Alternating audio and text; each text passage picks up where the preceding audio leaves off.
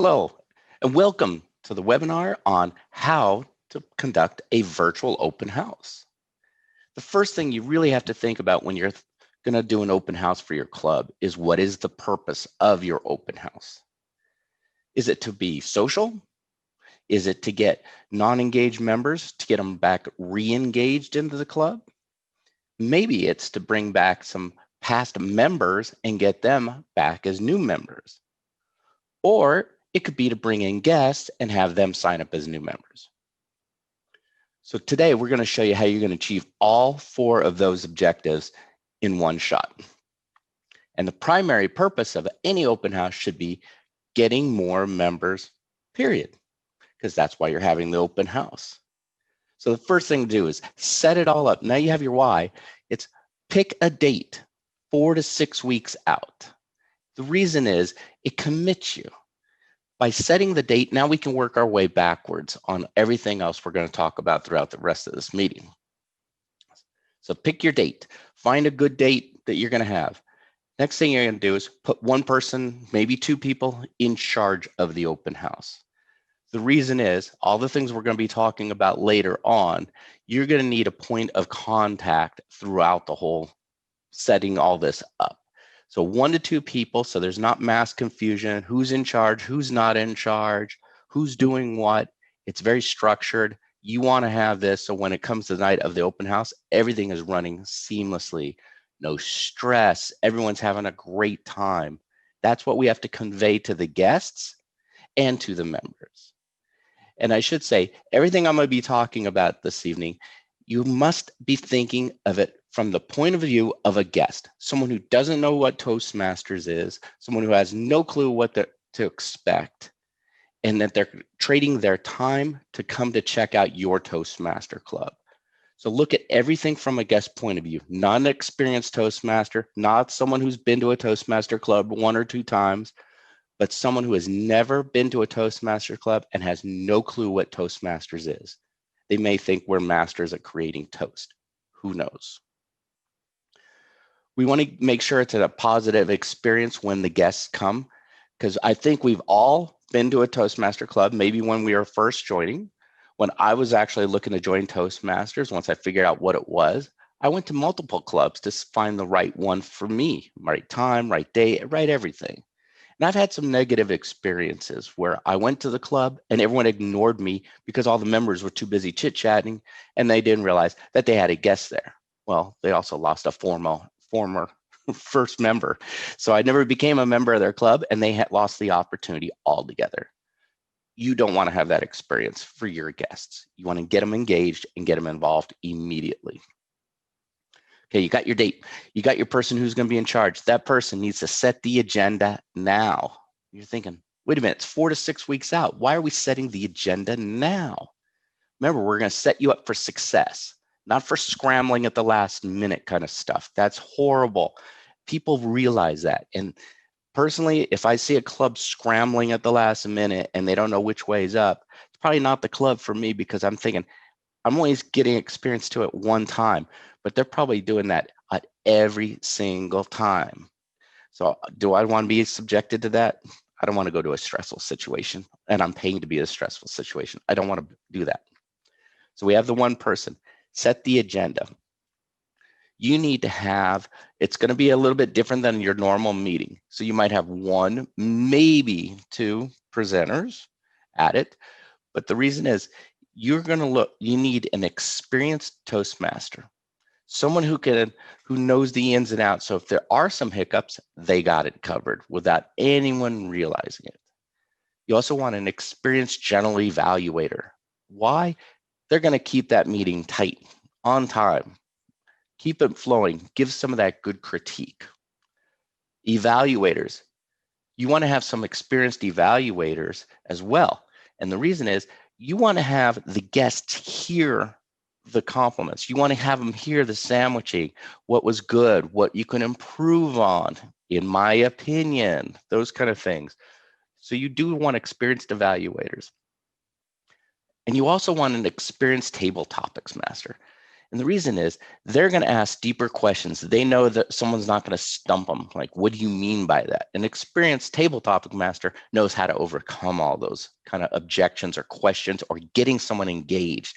They know how to pull it out of them and we want to get the guests engaged during the table topics. As far as the presenters, let's say you have 2 presenters, which many clubs do have, no matter what their time frame is. I would always recommend having someone who's a very experienced presenter, maybe a DTM or someone who's close to it, and then someone who's brand new as well. What this does is it showcases to the guests the range. So here's where you're at today, and here's where you could be at down the line. We want to show that experience, that traveling, that knowledge base, that listen, you can come up here and stumble, fumble, be nervous. Everyone does that. It's okay. But then you also want to show the other person who's calm, cool, collective, and they love it and they're engaged. They're using vocal variety, hand gestures. I mean, getting really into it. So you definitely want to show the progression of before and after kind of effect, because that's the way we humans can really process a lot of information. You got to think, if you're a guest and you see someone coming out and they're nailing everything, you're thinking, oh my God, this is the greatest presentation I've ever seen. And then you see the next person just fumbling and bumbling, and you're going, that's me. But I want to be like the other person. That's what you want to convey. What do you want to show? I'll give you an example too. Another way of setting up why you want the agenda set up right now is you want to have it really solidified. So when it does come time, it's a well-oiled machine. Now, there are corporate clubs as well. So they might have a set time frame. They can only get the room for a certain time or be out of work for a certain time during their lunch hours, those kind of things. So one corporate club I know, what they did is turn their open house into a social open house. They had absolutely zero time to do any kind of a meeting. They only get 1 hour that the managers will let them off to go to Toastmasters. So even if their normal club time, it's moving warp speed just to get one presenter in because they love table topics. So what they did is they set up a social open house. They put it on the intranet. They put flyers around the place. Obviously in virtual, that's not happening, but employees still working from home still have an intranet or communication devices, maybe newsletters from their leaders, their managers, whatever. You can get your announcements in there just to come to a social open house. So the corporate club ran a social open house, got to meet and greet. They got a ton of guests in there. Then what they did is they invited everyone back for the next meeting, and they had a real meeting, a structured meeting. That was the meeting that they had everything I've already described on the agenda. And they ended up going from 3 members, yes, 3, and they blew it up to over 25 members within a couple months. They started doing a social open house every other month until they got over the 20. And then once they got over the 20, they held a social open house every quarter, and they consistently keep up with that. So it's only 1 meeting every 3 months. It's a social open house. One thing I definitely recommend the clubs is have more than 1 open house a year. One club I was involved in, they had an open house every quarter. The reason is by having that consistency, if a guest cannot make 1 open house, you're going to wait till next year to come back. You're giving them a reason to come, something different, something unique. Maybe they want to go to the open house where there's going to be other guests so they feel calmer. So by having 1 a quarter, maybe that's what they prefer, just to get the introduction in because they don't want to be the only guest. You never know. But having an open house every quarter also gives you some consistency out in the community and with the PR that we're going to be talking about as well. Always plan in your agenda for 30 minutes before for meet and greet and 30 minutes after for meet and greet. This is critical. And please, I cannot stress this enough. What I've seen on many meet and greets is that the experienced members are too busy chit-chatting with themselves and they're ignoring all the guests that are on there. And you can see who's the guest. You know who's a member and you know who's a guest. You need to get the guests engaged. So whoever that point person is for the open house needs to have a plan in place. And let's talk about that right now for your meet and greet. So the point person might be running the meet and greet. Hey, John, this is your first time. How did you hear about us? So they're engaging virtually. You can only really engage one-on-one, but you can actually open up the same question to everyone. So you might say, listen, I'm going to ask the guest, how'd you hear about us? Let's start with you, John. And you have to like direct it. Don't open it up and say, who would like to talk first? You're in charge. Open it up. John, Mary, Beth, how did you hear about us? You want to do a little market research. What enticed you to come? Do all these things before. Afterwards, same thing. Members, you guys want to chit chat amongst yourselves? Do it on the private chat or get it offline. This is the time where you're trying to grow your club. You're trying to re-engage former members. You're trying to re-engage some of the members who are not engaged. You're trying to bring in guests to become members. It's their time, not your time. You need to get them involved, get them comfortable, get engaged. Also, the person should also have a backup plan. When someone says, listen, I'm looking to become a professional speaker. Oh, well, I'm going to have you chat with Tim here. Tim's a professional speaker. Tim, can you guys do a little private chat? And then you can move on. Let Tim now talk to that guest about how Toastmasters has helped them become a professional speaker, whatever the scenario may be. But get your members involved with the guests. That is critical time, because if I see one more meet and greet at an open house and all the members are ignoring the guests, you're wasting your time, you're wasting your resources, and you're wasting your energy. And you are losing and giving a negative impression to a potential Toastmaster member in the future. They're going to go to this and go, they ignored me. I'm out. What kind of group is this? So get them engaged. Also, during your meeting for the agenda, functionaries. This is going to sound petty and small, but it's critical. Functionaries, explain your roles clearly, concisely. For the timer, why are you the timer? Not just saying how long the speeches are. What's the purpose of it? The reason we're getting nitty-gritty about it is, as a guest, you don't understand why there's an and ah counter or filler words. What the heck is that? You don't know. Remember, I'm a guest. I don't know jack. So you have to explain this and walk them through that process. Just because all the members know doesn't mean a guest knows. So get detailed as a functionary role. Explain your role. Pull out those cue cards, whatever it takes, but make it a memorable moment.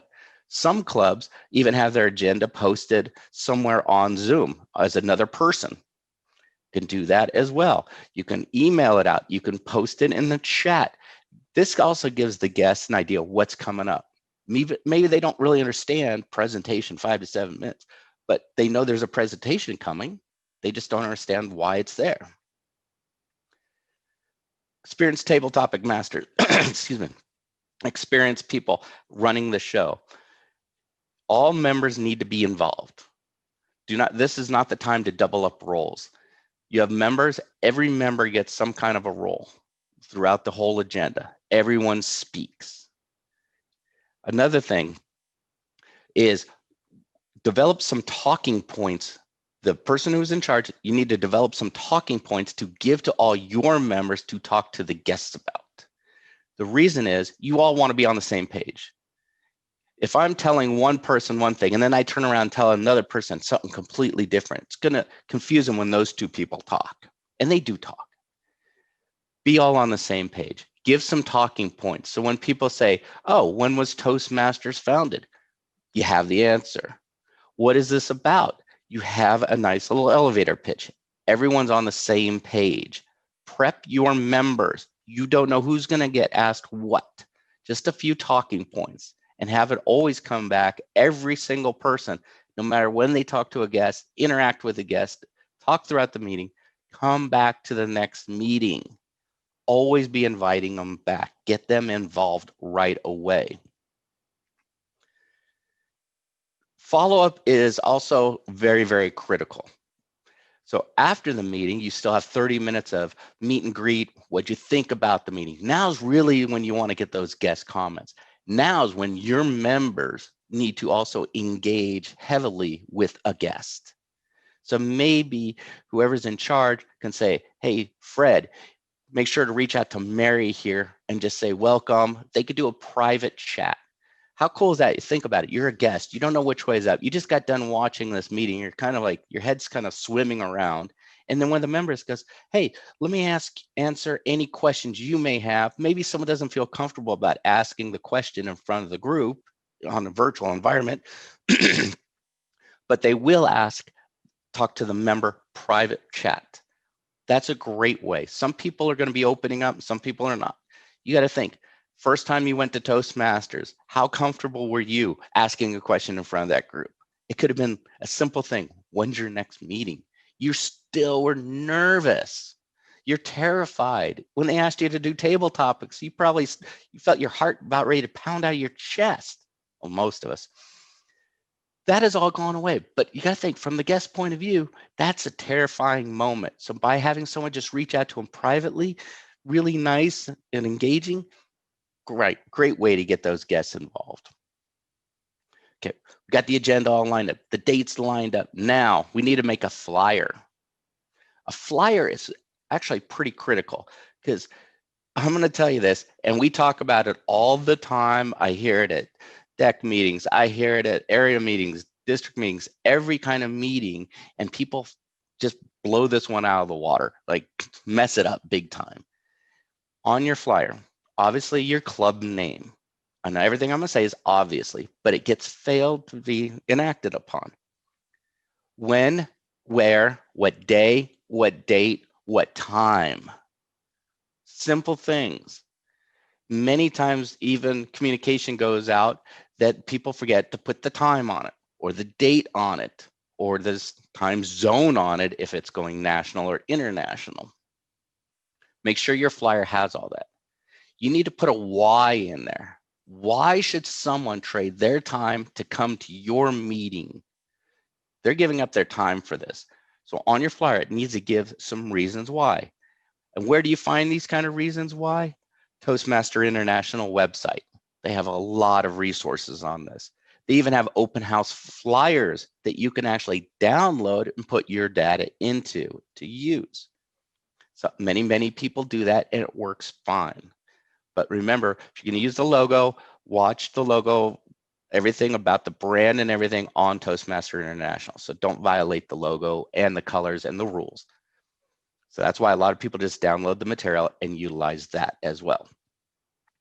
You can even put a schedule of events onto your flyer. That kind of helps people maybe gauge it. Some people do, some people don't. I would probably go with the don't because you're giving them too much information at this point. It's overload. All you're trying to do is entice them to give them a reason to trade their time, to pop online and to check you out. That's all we're at this point. But things also you should put on your flyers, who to contact before the meeting. So if they're interested, hey, who am I contacting? Give me an email. Please, whatever you do, don't put your Zoom, WebEx, or whatever platform you're using, don't put that code on there with the password. You're going to get bombed to death. This is not the time yet. We're still at the introductory stage. So put someone's name and an email on who I can contact in case I have a question. One of the most common questions is, are you going to have an open house next week too? I don't know why people think that. You might have an open house every week. Who knows? But now you need to get them engaged with somebody. And then what are the benefits of them attending? So what are they going to get out of it? I know live, you have some free food. That's always cool. Get to mix and mingle, meet some new people. Virtual, it's a little tougher on that one, but you got to give them a reason. What is in the benefit of them? You got to find out one of those pain points that we all have of why we joined Toastmasters. Maybe it was because the manager said, if I want to ever advance in this company, I better get better at speaking or in public speaking.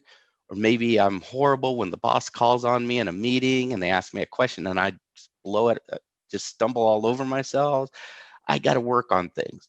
Or maybe it's to become a better presenter. Maybe it's to clean up your own communication style. Maybe you do want to become a professional speaker. There are a lot of reasons why people come to Toastmasters. Those kind of reasons and benefits need to be stated on that flyer. Short and sweet. Toastmaster International has all those talking points ready to go. You don't have to rack your brains on it. It's all there. Then you also need to create some text and verbiage to go with this flyer. And here's why. Whoever's in charge, what you want to do is once you have the flyer and all the text and the verbiage, you're going to distribute that out to all your members. They need to start posting it on all of their own personal social media platforms. And you also need to have a schedule of when to post, because this is what does happen. If I put an announcement out for an event and I give it all to all my members and I say, please post this on social media, here's the result I will get. I can almost guarantee this one. One person's going to probably post every single day. One person will never, ever post. One person might post the day of because they just remembered it. That's what you're going to get. We got to spread that net out, get it out there. So you need to come up with a schedule that everyone could do in their busy lives, that they could just copy and paste in whatever platform they are on, whether it be LinkedIn, Facebook, Pinterest, Instagram, TikTok, whatever it is, get it out there. Another thing too, you have to think about what's going to happen after the world ends the craziness when you get back to in-person meetings. So at this time, you can bring in anyone from the world, right, to be part of your club. But what happens when everything starts opening up? Are you going to do a hybrid? Are you going to stay online? You need to talk this over with the membership. How are you going to handle that? Because what happens if this open house does so well and you're getting all these people from other states, other countries? Then you go to in-person. How are you going to handle that? Are you going to alienate them? Going to kick them out? What are you going to do with them? So you got to think long-term repercussions as well. Many clubs I've talked to said they might stay with a hybrid event once everything starts opening up to satisfy the people who are now out of town, live far away, or from out of state, because they love those members and they love that engagement, but they're living in a different state and they love being part of this club. So think of long-term as well. That needs to be on the flyer. Open to everyone in the US, open to everyone in North America, open to everyone in the world, whatever the case may be, put that on that flyer and think of those kind of things in the future. Okay, you got your flyer, your band, and you have the text, you have a posting schedule for your members. Now, time to make a press release. Now, press releases are obviously going to go to the local media. You can find great press releases on Toastmasters International. So anything about Toastmasters is already in the press release, already been approved by Toastmasters International. All you have to do is actually walks you through what you have to change in each single paragraph.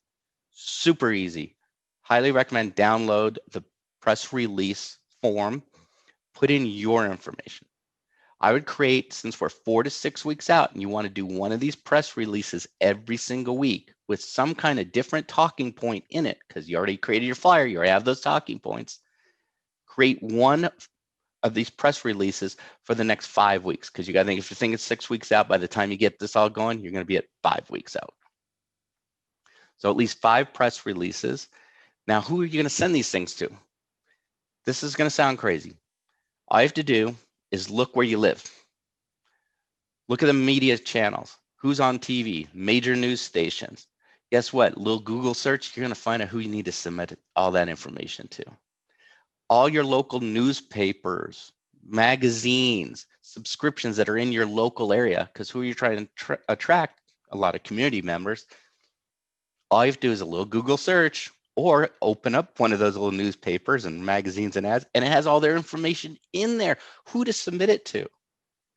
Another thing that does get neglected and many people forget about, why are you not submitting all this information to your local chambers? So if you have 4 or 5 local chambers around your area, submit it to them as well. The whole point of it is, if you do it for 5 consistent weeks with some kind of different talking point in it, you never, ever, ever know who's going to pick it up. You can't force them to pick it up. They're going to pick it up only when they feel like it or if they need space to fill. We did this at one club and we kept sending out these press releases. We had the open house. I kid you not, 3 people came in with the clipping from the newspaper about us. So 3 different newspapers at 3 different times printed our press release. They modified it, which is fine, but they used our words and had all the right information on it. Those 3 members, those 3 guests came from press releases. So you don't know when it's going to really hit. You can set up a Google alert for that kind of stuff. Topic for another time, but get those press releases out. What this is also doing is showing the club, it's like, listen, you're not thinking small anymore, you're thinking big. Okay, you have the people, all your members need to be posting with the verbiage on a consistent basis. Make it easy for them. Another thing, submit your event as soon as possible because you have all this information. We're still 4 to 6 weeks out. Submit it to the D3 website to get it posted on the event calendar. It takes a while to get that posted on there. Remember, everyone's volunteering their time for this. So get that information to the D3 website as soon as possible. Okay, invite the local media too. I know one club actually, besides the press releases, they picked up a phone, sent a personalized email to that person, inviting them to a club. And I heard that this worked. One local media outlet actually brought a camera crew with the host to the event. They interviewed the president beforehand using the talking points that they were already guided on from the person who set up the open house. They got to film a little bit of the open house, and then they left and they conducted the open house. It was by the time they ended the meeting and went home, there they were on the nightly news for a 3-minute segment about their club. What do you think that did to their club right after that? People were calling and trying to get engaged with that club because they saw them on the news. You never know what's going to come out of it. You got to try it. And when people poo-poo the idea, guess what the results will be? Poo-poo ideas. Poo-poo attitude, give you poo-poo results. So go with it with the best intention. You're going to get something. You just never know what it'll be and when it'll happen, but you got to give it a shot. Another thing, you need to talk about this at every single meeting to your members. Remember, open house. Are you guys posting? Get engaged, get involved, get them moving. Spread that net out. Your VP of PR also needs to be updating your meetup page. Just for that one event, they can put the flyer on that one meetup page and then also put the new verbiage in there. Say it's a different meeting, we're having an open house, we're going to do a half hour before, half hour after a meet and greet. We want to get you engaged, get on early so you don't have technology issues.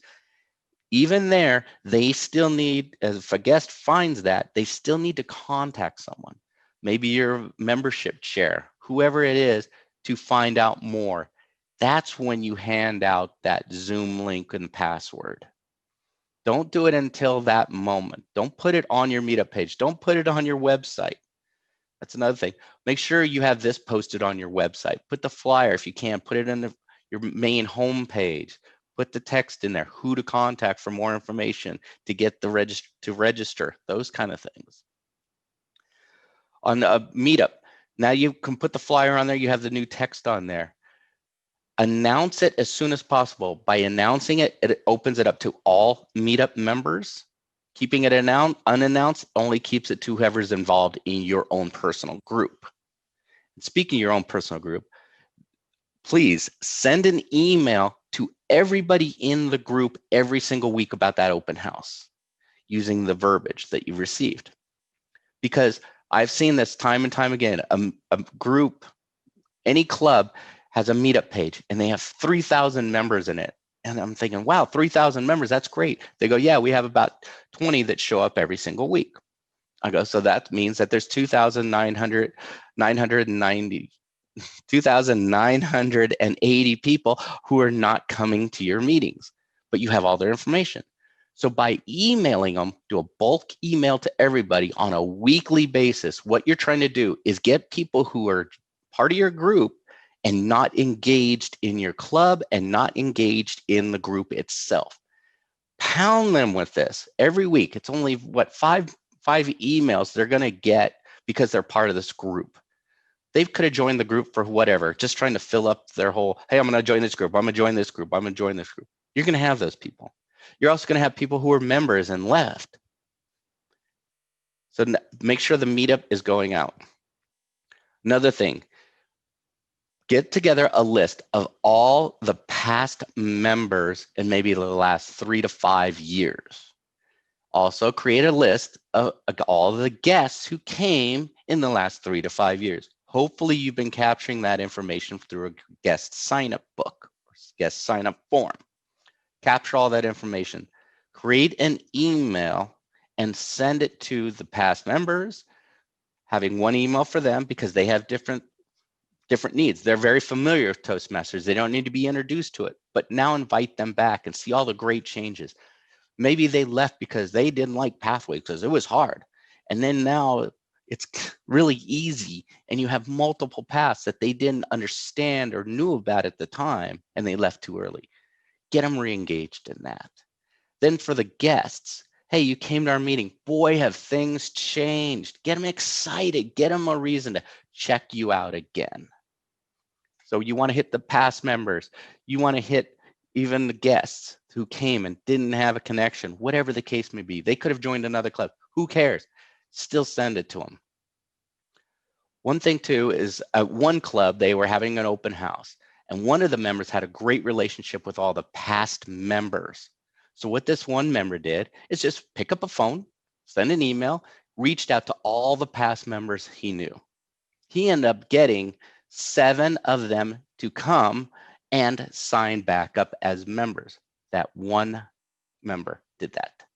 Get your members involved. If they know a past member, have them talk to those past members as well. Still send out the emails, the notifications, whatever it takes. The more they get exposed that you're having an open house and gives them a reason why to join or come back, get that reason in front of them. One thing I see with many, many clubs, and I think this is phenomenal, is create a contest for your members for the open house. One of the best examples could be like, bring a guest, whoever brings the most guests wins a prize. Now the prize can be donated from other members, or maybe you have it in the budget and you make a prize, Starbucks card, whatever the case may be, just something nice, something fun, whimsical. Have a lot of fun with this. So you have a contest for who brings the most guests. Have a contest for who brings the most guests and they become members. Bigger. You're getting the end result because you want them to become members. You can even have, I've seen contests, who does the most social media exposure, who does anything, gets out there, talks about it, makes calls, whatever the case may be.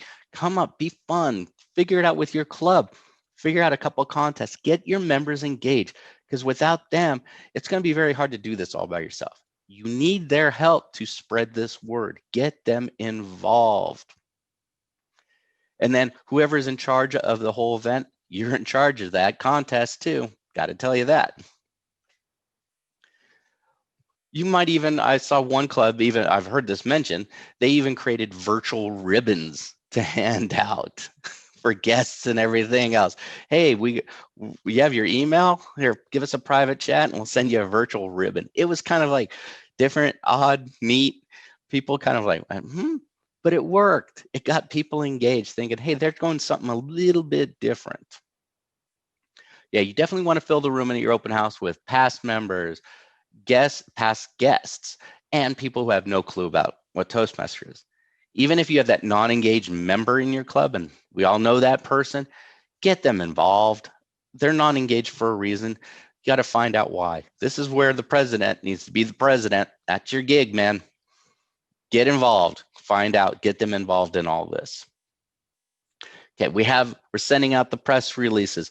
We have it on Meetup and we're sending out to all the notifications to everyone in the club. We're letting the members know every single week. And then every member is posting on all their social media platforms every single week as well. So 2 weeks out, everything should be running pretty smooth now. Now's the time where it's time to get down to dirty. Make sure all the presenters are ready to go. It's time to be tight. All the functionaries are ready to go. Make sure that the members are actually posting and being engaged, and everyone knows their roles and knows their talking points when they're engaging with the guest. Even during part of the meeting, guys, I'm going to email you if you're the person in charge. I'm going to give you a private message. You need to engage with this person. Get engaged. Here's what to say. Just prep them.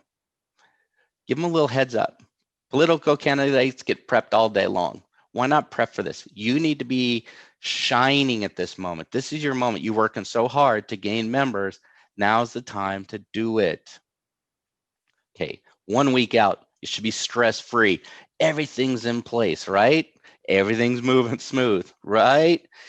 As you know, we all have hiccups in our meetings, but this is why you want those experienced functionaries, those experienced Toastmaster, general evaluator, and evaluators in place. Always have plan B who can back them up if someone gets sick or whatever happens. But you're ready to go. So you got your agenda locked up. Still keep making a major push to get the people to the group. The night of is critical. Get your members on maybe a few minutes early. Okay, is everyone ready? Everyone comfortable? Make sure technology is working out really well. And make sure you get those guests engaged. I cannot stress this enough. We all been there. Any kind of a meeting, doesn't matter what group it is. If we don't feel welcome and part of it, why would we become a member of it? We wouldn't. No way. I'm not going to pay somewhere to be ignored. I could do that anywhere. Get the members engaged. Get the guests engaged. Some groups have even mentioned to me that they have possibly a breakout room, a couple breakout rooms where they can take the guests and ex-members into different rooms and have a different discussion with them. That's awesome. Be creative, whatever works for you and your club. I mentioned this earlier, follow up, follow up, follow up. Did all this work. They came, yay, your meeting was a great success. And then what? Crickets. How many times have you gone to any kind of a meeting, a group, function, club, association, whatever it is, had a great experience and no one called you, no one reached out to you? How does that make you feel? No one even said thank you.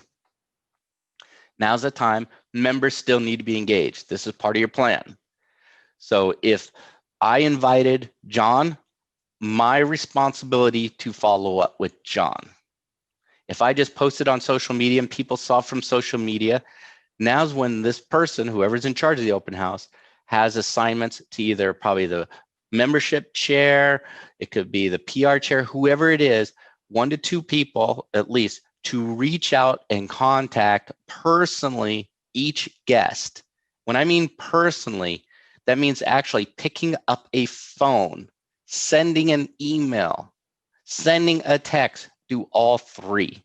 You need to get engaged and talk to that member. First thing should be a phone call the next day after the event. Why?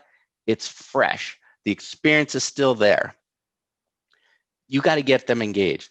Find out what they liked. Maybe they wouldn't say it when they were on the virtual environment. Maybe they didn't even want to engage with that one member who they just didn't connect with. You don't know.